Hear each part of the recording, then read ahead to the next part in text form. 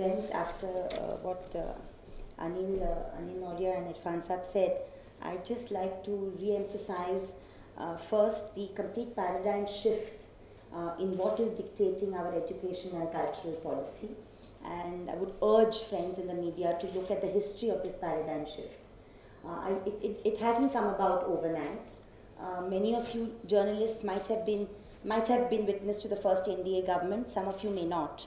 I'd just like to take you back to that time, because we had the first such attempt made in 1999, when you had a certain kind of value education policy sought to be brought in a minority NDA government, at which point state education ministers had walked out of the meeting with the HRD minister at that time, Murli Manohar Joshi.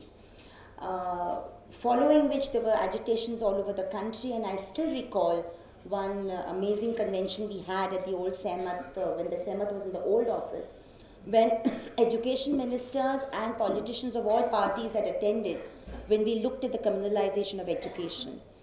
It's worth revisiting that time, simply because a lot of what we are seeing today takes off from that period. 1999, we did our first analysis of the Gujarat state textbooks, 1999. And in 1999, when we did that analysis of those textbooks, we saw that those textbooks had been in operation since 1989. Now, this is a bit important, because when do we step in? When do we see the impact? When do we see the actual communalization working out in the polity? When people actually start articulating things about who has a right to be Indian, who has a right to citizenship. It's because history is taught in a certain way and social studies is taught in a certain way within Gujarat. It continues to be taught that way today.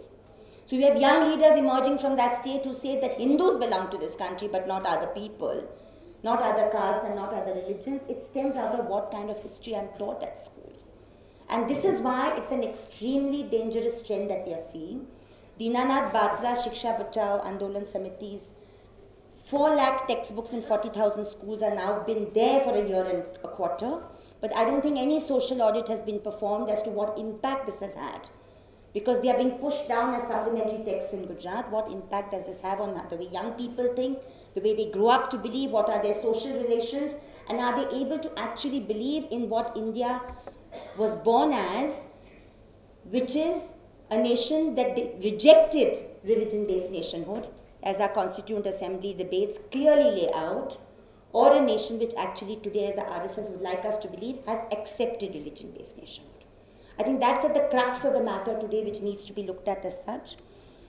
In the Central Advisory Board of Education meetings post-2004, there was a committee set up, and I would urge some of you to look at that committee.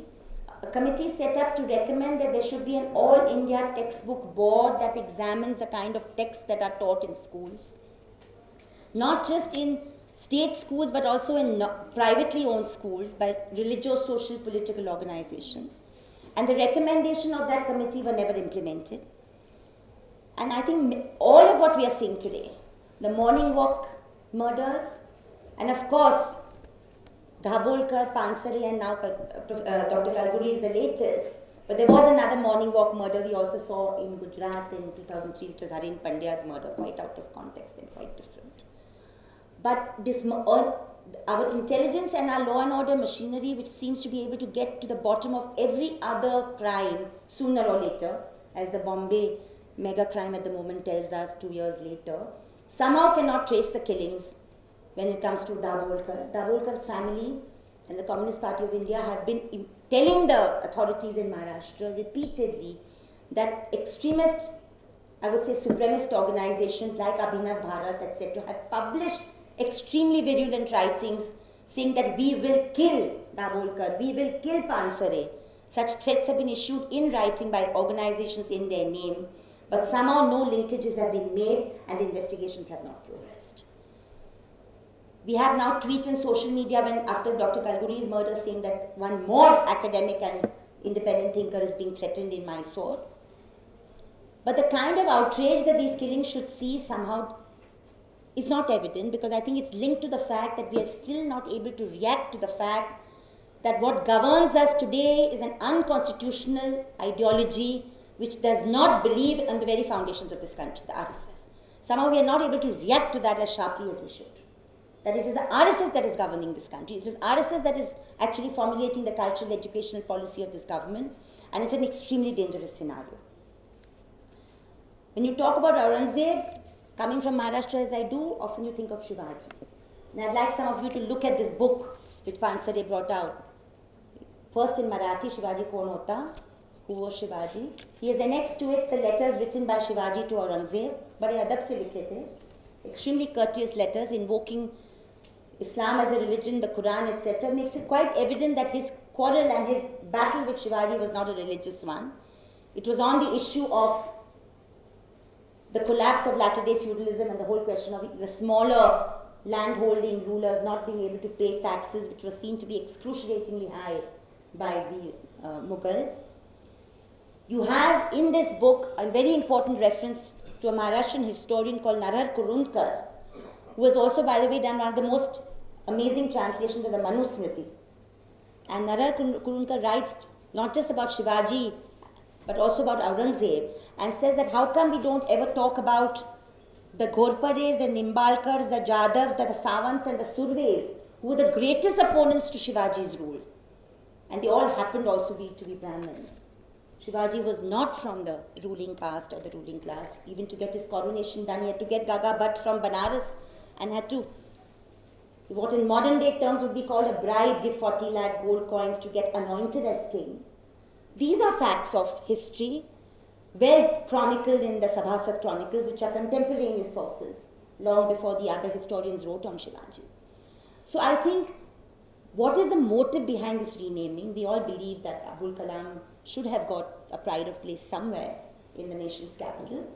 But what should it have been that at the space of an Aurangzeb? And what does that mean in terms of what sort of Muslim you're privileging and what you're not? And this good Muslim, bad Muslim, good Hindu, bad Hindu kind of politics that one is brazenly being seen played out is something that I think today a huge challenge before intellectuals, huge challenge before the fourth estate. Anil rightly said that the last election did not see a very glorious path for the Indian media, particularly television media, which seemed to have succumbed to a campaign to get one man into power. Can India's media today reclaim its rightful place as the fourth estate in a democracy that was born despite and in spite of partition in 1947? The Constituent Assembly debates carried on through that 18-month period when this subcontinent was partitioned. And look at those debates on the preamble to our Constitution. And such sagacity you see in those debates.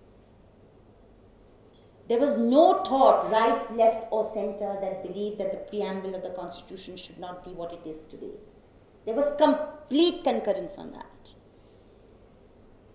It was not just a matter of principle, but a matter of deep pragmatism that made us all resolve that this country would be a secular democratic republic and not, despite the pains and killings of partition, become a religion-based nation. Where are we today in the context of that history? Do we as journalists not have a duty to constantly remind our readers and viewers that who governs India today actually forces that not just did not contribute to the struggle against colonial powers, but are inherently in their worldview anti-constitutional. Thank you.